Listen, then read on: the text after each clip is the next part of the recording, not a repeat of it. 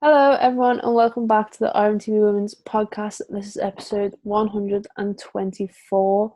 You do have a little bit of tired faces here. It is Tuesday. My chair keeps moving. Look. Is that you? My chair keeps moving. Surely you're moving the chair. I know, I've got my legs crossed. Anyways, carry on. Sorry. No, I was just saying we've had long days at work. We have. Girls. It's currently 7:45 on a Tuesday evening as we are filming this. We live the life. We do. But how was your Tuesday, Amy? Busy, as always. Very busy. But I'd rather be busy than bored. Exactly. We could be sitting at home doing nothing, so. Exactly. Yeah, it's good to keep you busy. Couple of different talking points today that we're going to discuss. But first, let's start off with how good Liverpool were on Sunday. I love this feeling.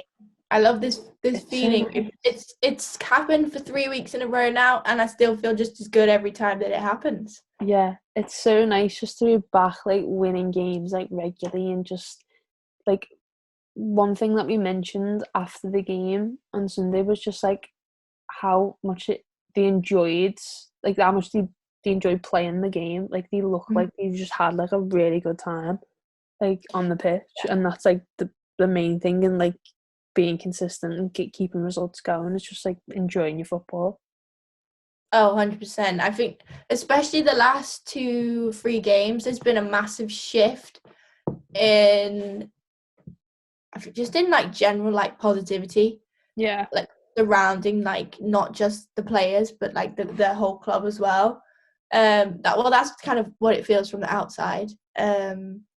Looking in. So yeah, really, really positive. I think the best part about it for me is that it's obviously not just one or two players that are having a really good game. It is literally all 11 players on the pitch. Right, even down to the goalkeeper, that save she makes before the end of the first half. They could have been going into we could be going in 2-1 and they're still in the game, but keeping it at 2-0 was massive, and then helps you push on the second half, doesn't it? So yeah, every single player was amazing, and it's just so nice. I can't explain or give the words of how nice it is. Yeah, because it's been terrible for so long, and now it's good. It has. It's very much been focusing on the negative part of our season so far and stuff like that. But I think now you've just got to enjoy what's going on, and just enjoy the football that we're playing, the results that we are getting, because do you think it's because there's no pressure on us now? They're just playing freely. Maybe it could possibly be. I think promotion's well gone now, and I think the team and the club know that. So I mean, possibly it could be. But I think we're still very much in the spotlight in terms of other stuff that's happening. Yeah. So yeah, I mean, obviously the players that have come in as well have made a massive difference. So maybe that's an attribute towards it as well. Yeah, I think having a fresh mind in a squad always helps, no matter what situation you're in. Obviously, Kerry Holland has had probably the best start to a Liverpool career that she possibly could have wanted. Oh yeah. We mentioned, I think it might have been last week or the week before's podcast, that we didn't know if she was coming into the squad and she was just a squad player. She was there just to add depth to the squad, but she's come in and you're not thinking anything else than being oh, Kerry Holland starts next game. She 100% starts. She's probably one of the first names on the team sheet. She's got to be. She's got to be right now, because look at the form that she's in. Look at the way she plays, and the determination, I think, is the one thing that stands out quite a lot when you watch her play. Yeah, she even towards the end of that game, she was still running to try and keep the ball into the pitch, running forward, making those runs. It was we're 5-0 up, but she's still going the clappers. Do you know what I mean? So it's I think she probably feels she had a point to prove. She's come in at such a difficult time, and for a lot of people, she would have been that little bit of guiding light through all of like the rockiness that have happened. So she probably felt like she needed to perform and has used that to her advantage to really go, look, I'm here now, fresh set of eyes, fresh set of legs on the pitch. Let's sort of do it. She's had nothing to lose, no expectation, nothing to lose. So I think she's just used all of that to her advantage. Absolutely. And I think like another like really big attribute of it as well is like she's so direct in her play. Yeah. When she gets the ball, no matter where she is on the pitch, she's head up and she's looking forward. She's not thinking, oh, I'll play the safe option or go back and build again. And very like whatever. quick as well. It's not like, oh, I've got the ball, what do I do now? It's like, I've got the ball, she's already thought about what she's going to do next. Yeah. Like, I think she works really well with Bo Kearns. I think that partnership works really well. And Hodgson, when Hodgson's on the wing. And it looks like they've been playing together for like years. Yeah, you wouldn't expect that. Yeah, you wouldn't expect that. Has she played 4 games now? 3, 4 games? Not many, is it? I think it's 4. I think 3, isn't it? Is it? Only 3 games? Charlton, London Bees, Palace. No, it would have been 4. Oh, 4, yeah. So, like, literally 4 games in, and she's always been there. So, like, that's impressive. Super impressive. Very impressive. Obviously, the goal, we had 2 goals from Nifahi. She waits all season to get 1, and she gets 3 in 2 games. Like, what more can you say? And that second goal, what a finish, by the way. On the little half volley. She had me on the end of my seat. Little half volley. I was like, go on, girl. Bottom corner, keeping no chance. Lovely. That's definitely like a confidence thing, though, isn't it? Yeah. And like obviously you mentioned Bo Kearns a minute ago. I think everyone plays well with Bo Kearns. What sound of it, and it sounds like every Nifahi goal comes with a Bo Kearns assist. It's like there's no separating them. Yeah. But you wouldn't expect. Yeah, Bo Salah. What a name! When they first said that, I was like, I was like, how have we not thought of that? I was fuming. What was I saying? Yeah, I feel like you don't expect Nifahi to score. I would never. She'd probably be down near bottom of the list for people to score for me. But I mean, she's just popped up with 3 in 2 games. Yeah, she was like, yeah, I'll have a bit of that. It's like, all right, yeah. I know, it's brilliant. Yeah. I think Becky Jane as well. Like, what a woman!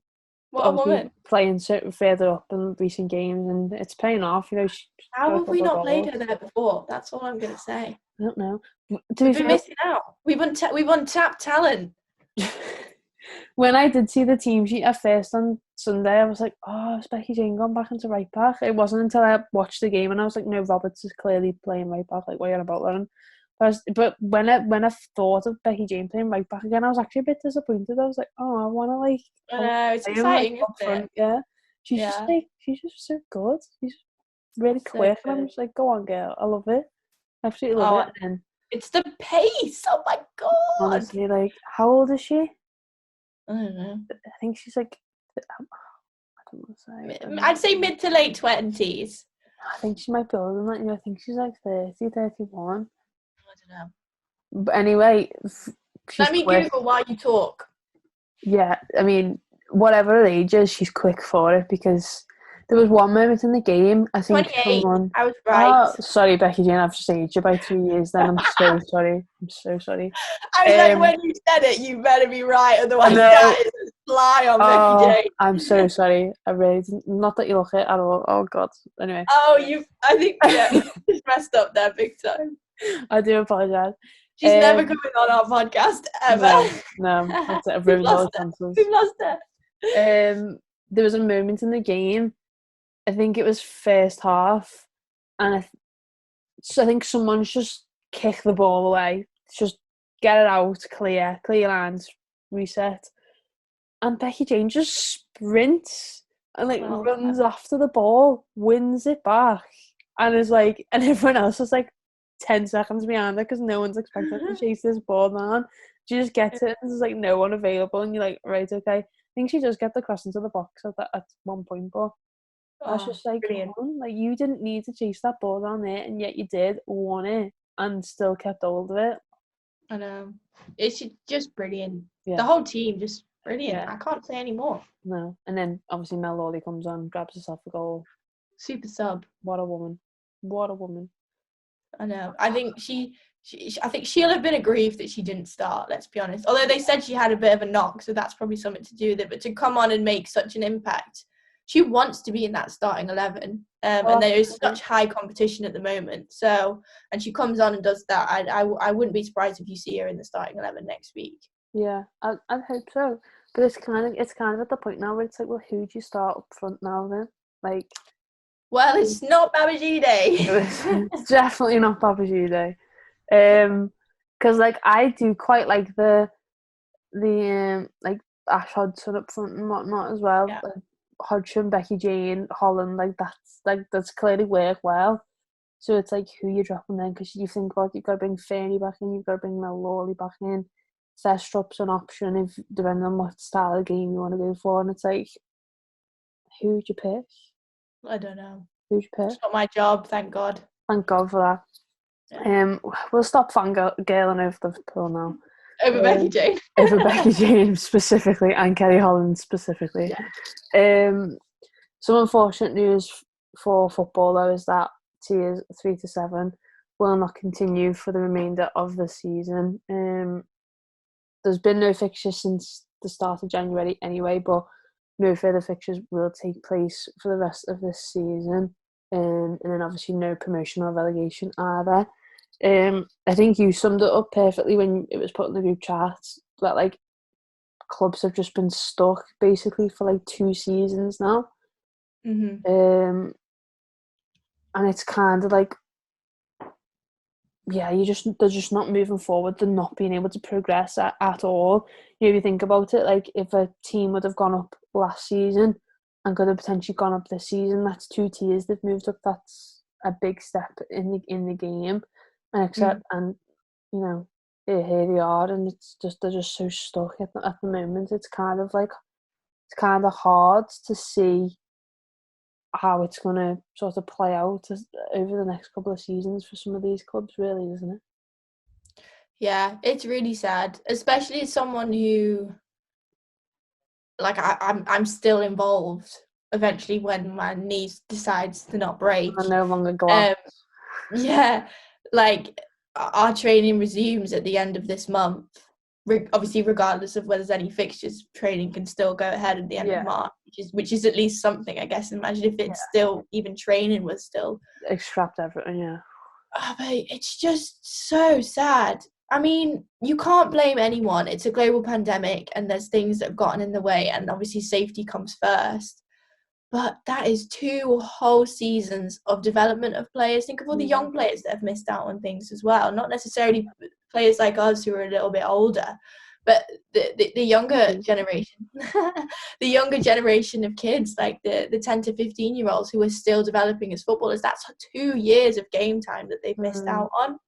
And that could then make or break their career in football. Yeah. It could. Like 1 year you'd say was bad enough. Yeah. I mean, when you're talking 2 years now, and as you said, you could have gone up 2 tiers. Imagine how much more experience you'd have had in going up 2 tiers in terms of playing at different level each time, and then learning new things and whatnot, and playing against better people. But you feel for those clubs that have been at the top of the table twice and have still not managed to go up. So you really do feel for them. But at the end of the day, there's no one to blame. There's no what seems no alternative option. We'll never know, really. But it's just a really sad time for grassroots women's football. It really is. Yeah, I mean, those in tier 7 can still be promoted to tier 6, but all sides who are wanting to sort of seek promotion have to apply to the FA Women's Football Board, and then league winners not. There's hope. There's a little bit of hope there. Yeah, there's a little bit of hope for those who can move tiers, but there's some that can't, and it's just it's just a horrible situation. It really is. But like you said, it's just one of those things where it's nothing you can do about it. You can't blame one person. Unfortunately not. Suppose you As can nice blame as that COVID, is. but Yeah, nah, pitchforks at COVID. I think a lot of people would get behind that. Oh, it's just horrible. It Anyways, is. I'm not going to get into it. No, but yeah, It's nasty. it really is. Yeah. Another sort of appalling thing that happened over the weekend was a couple of players being informed right before they're about to play the match that they won't be going to Tokyo this summer. Birmingham City especially were angry because goalkeeper Hannah Hampton was left in floods of tears after being told she was not shortlisted for Great Britain's Olympic squad just 90 minutes before Thursday's game against Everton. Obviously Everton went and won that game 4-0.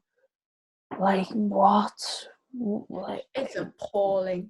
That's just terrible. That's just lack of care almost, really, for anything else going on around in like a player's life. Like, surely you know that that player's going to be playing a match that night. So what?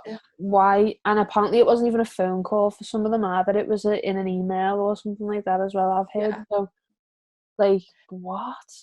I think for an organisation as big as the FA, that is ridiculous behaviour. Yeah.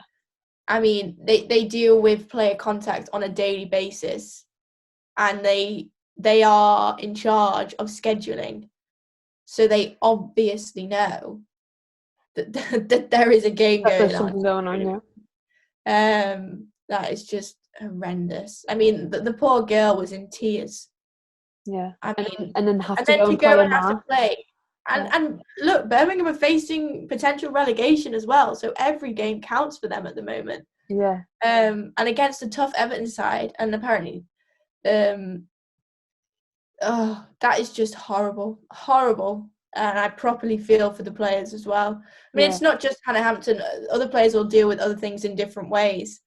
But that is just horrendous. Yeah. Just lack management. The poor management, lack of care, like I said earlier, and that just, you know, these players obviously have feelings as well. They're not just robots programmed to play football all the time. So, and you know, being part of Team GB for the Olympics is a huge thing, and if anyone's lucky enough to be selected, that's amazing. So for a young player like Hannah Hampton to feel so disheartened by it, which obviously you would, and then have to go and play 90 minutes against a full strength Everton side who are fighting for those top spots, and obviously Birmingham fighting relegation, like your head's not going to be in the right place. It isn't, and that's no fault of hers. Do you know what I mean? Just horrific. And obviously Everton had a couple of their players as well who were told beforehand. Obviously some would have had good news, some would have had bad. We don't know who or what, but same for them. Obviously maybe they went and won the game 4-0, so it still affects them though. But it still affects them exactly in the exact same way. So yeah, that's just very bad on the FA's part. The defo should have thought ahead and planned that better. Very much so. Yeah. Speaking of Everton, obviously their home ground. This is just horrendous. It's just so stupid. Like whoever did it is just a disgrace. Obviously, I don't, if you haven't seen, but Walton Hall Park was the scaffolding and like the dugout bit of Everton's ground was set on fire over the weekend. Yeah, like we said, why would you do it? What person in the right mind looks at that and goes, yeah, I'm going to burn that down? I do. I mean, I know we're obviously a Liverpool channel. I don't care about that in situations like this. I think that is just horrible. Everton have worked so hard. That is a stand that has been actually built for the sole purpose of hosting women's football. Yeah. And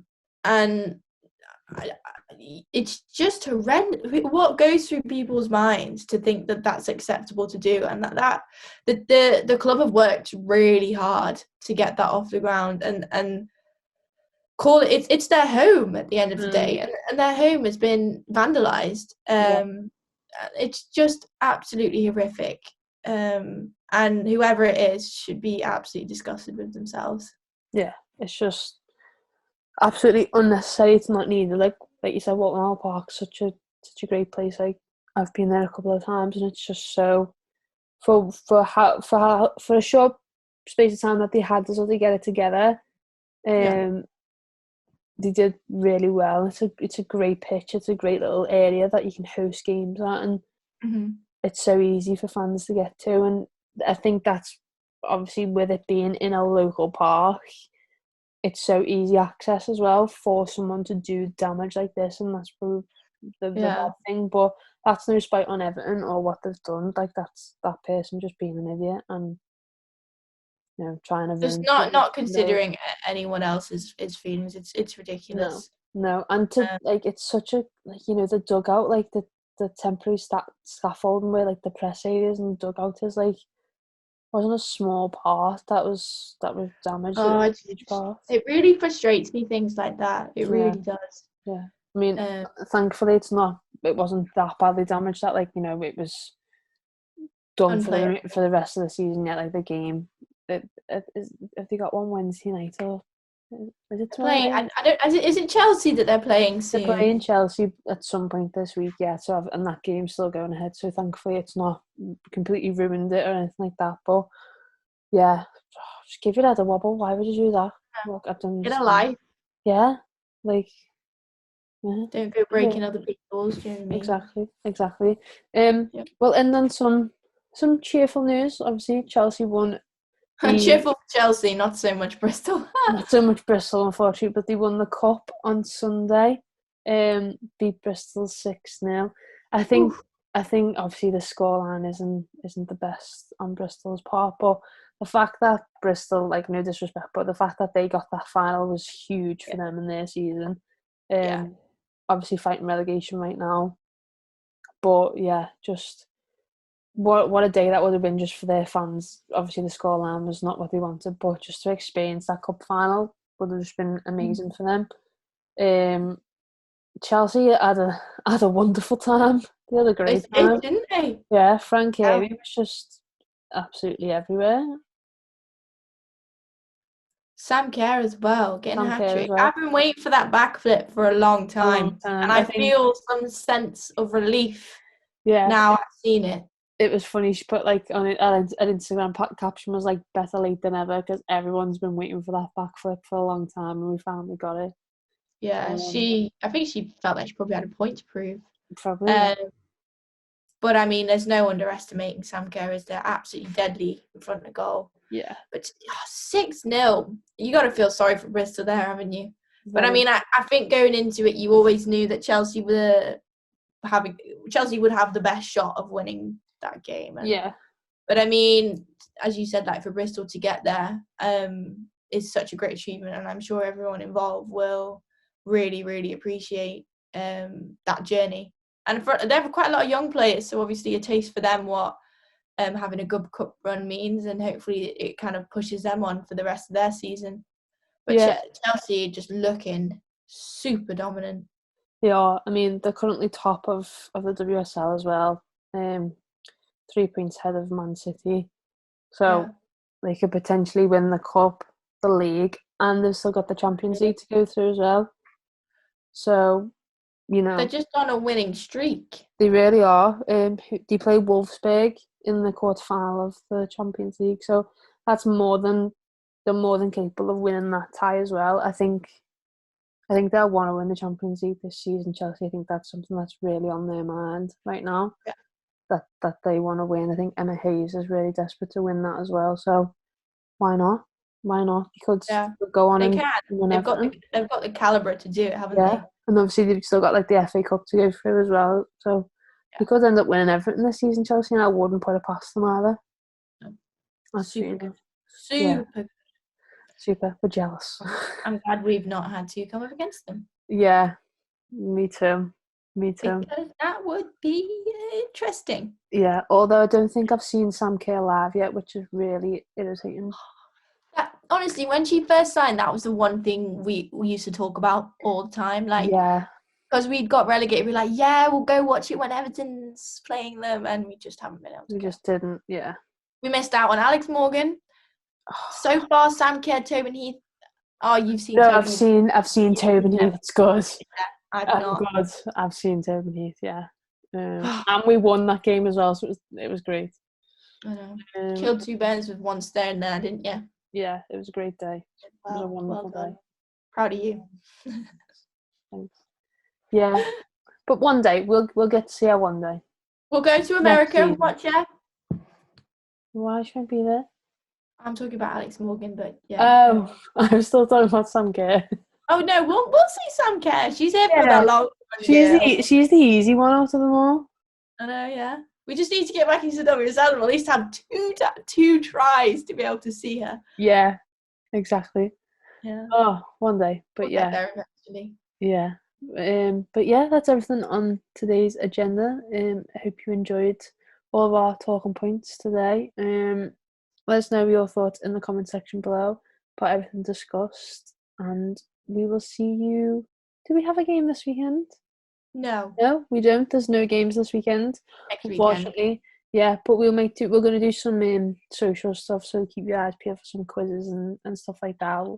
We'll keep you entertained. Don't worry. Yes, but yeah, thank you very much for watching. Remember to like the video, comment, subscribe to the channel, and we'll see you all soon with a new video. Bye. Bye.